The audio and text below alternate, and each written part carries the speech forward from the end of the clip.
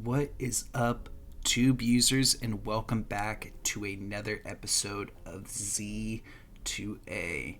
Today we are diving into Viscera Cleanup Detail. Now, this game was a really good mix, I would say, of both fun and super frustrating. It is probably the most perfect game for people with OCD and just like that need and or itch to clean everything. I definitely have that itch sometimes, but there's just sometimes where I just can't be bothered to clean. So this game really does like feel that nice satisfying factor of cleaning just a large area with such a big mess. And I really kind of like how there's a story being built in each of these levels. I mean, I do have to say the cleaning aspect of this game is really satisfying. Just being able to clean up all the garbage, sweep up or mop up rather all the blood and stuff, and just get it so perfectly clean is really satisfying. But there are some things, and I would say I had more negative things than positives about this game, especially like this tentacle right here. You can only grab it from one part, and I'm pretty sure you need to incinerate it, and it took so long. Like I have this whole thing sped up super quickly because I don't think watching this game is super interesting. I mean, I'm just putting parts into trash bins and then mopping up the blood afterwards, so it's not really that great. So I think having it sped up like this works just fine. So yeah, but I did really find just being able to clean everything, get everything nice and squeaky clean, really satisfying. Unfortunately, I didn't end up finishing this level just because I didn't want to.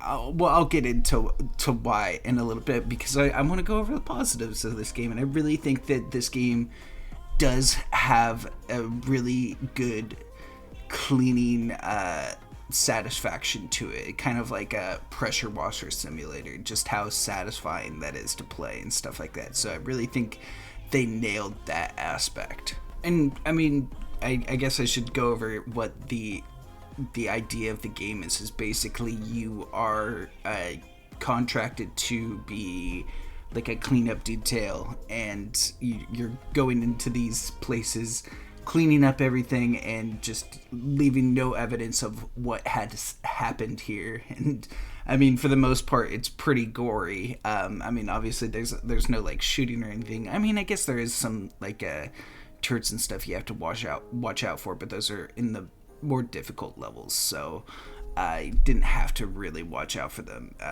in these early beginning levels. But I do love that there is like a story being told, and you can just kind of see what took place here and how it all went down. And I think that's really interesting.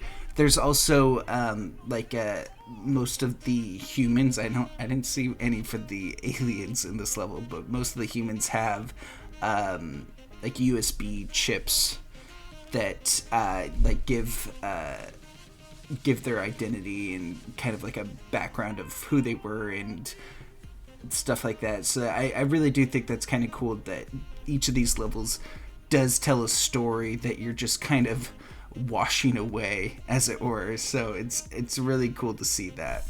And I don't know why, but for whatever reason, I absolutely love the sound of mopping up things. Like it's pretty easy and stuff.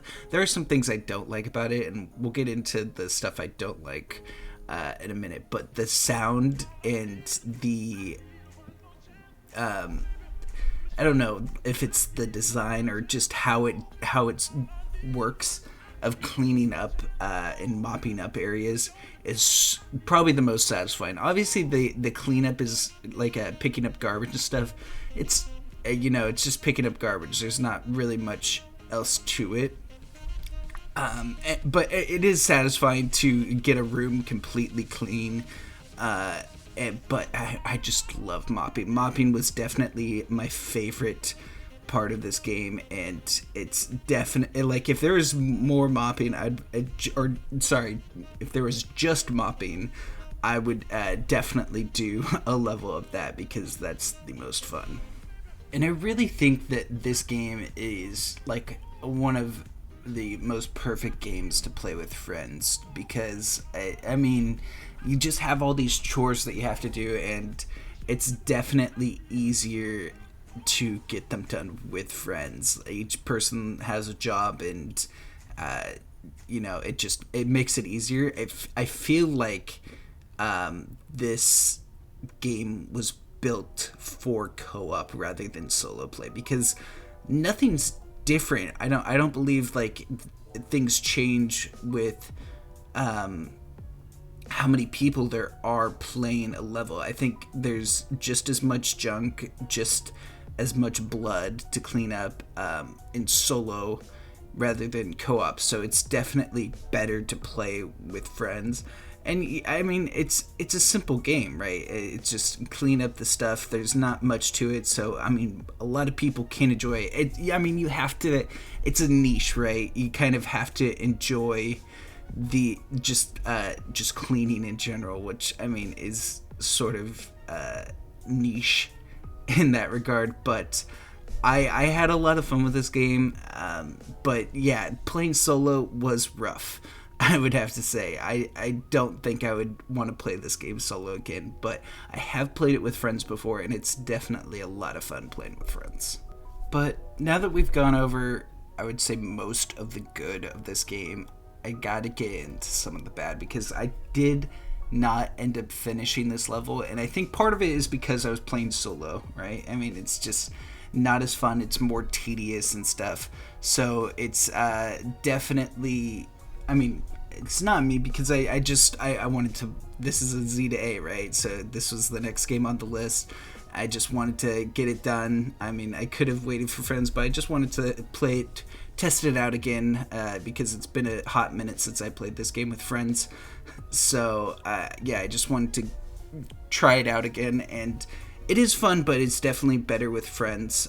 So, yeah, the solo aspect can be pretty frustrating, and there are a few things that I want to go over that I just found super frustrating.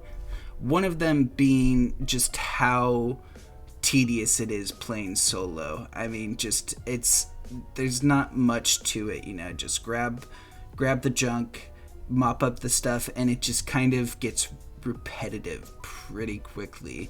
And so that's why I only ended up playing about an hour, and there's not really, I mean, I like that there's stuff that gives you a story of what happened here, but it doesn't flush itself out enough for me to just be intrigued by what happened here. I'm just here to mainly clean up stuff, and that's what gets boring quickly, in my opinion. Another thing that I really disliked about this game, and it was probably the main reason why I quit playing before cleaning up this entire section or whatever, is how it punishes you for cleaning up. So obviously you get these waste baskets from this like a wastebasket generator thing, I don't know what to call it, and yeah, you could bring over these like small items one by one to the incinerator and clean it up, but that's just so tedious that it's just better to use the wastebaskets to clean everything up. But the problem is that sometimes instead of a wastebasket, you'll get like chunks of like human body parts and stuff, which will spill out more blood that you need to clean up. And it's like, why? I'm just trying to clean up here, and then this thing makes you, because I took like 3 different bins, now I need to clean up more. It's super frustrating. I do like the aspect of you leaving behind footprints of blood. I really do like that idea of just, you kind of have to walk around and you have to clean up behind you in order to get everything squeaky clean. I do like that part. But just having body parts and blood come out of a bin thing that you need to clean up stuff is just so unnecessary that that's what really just kind of took me over the edge, and I was like, I can't, I don't, this isn't enjoyable, this is just punishment for nothing. Another thing I had trouble with is the coloration of the water. Like I could tell when a mop is like full of blood and I need to clean it off in a mop bucket, but it's super hard to tell, especially with alien blood. Like, it's just impossible. I could sometimes tell with the blood water, but it's so difficult to tell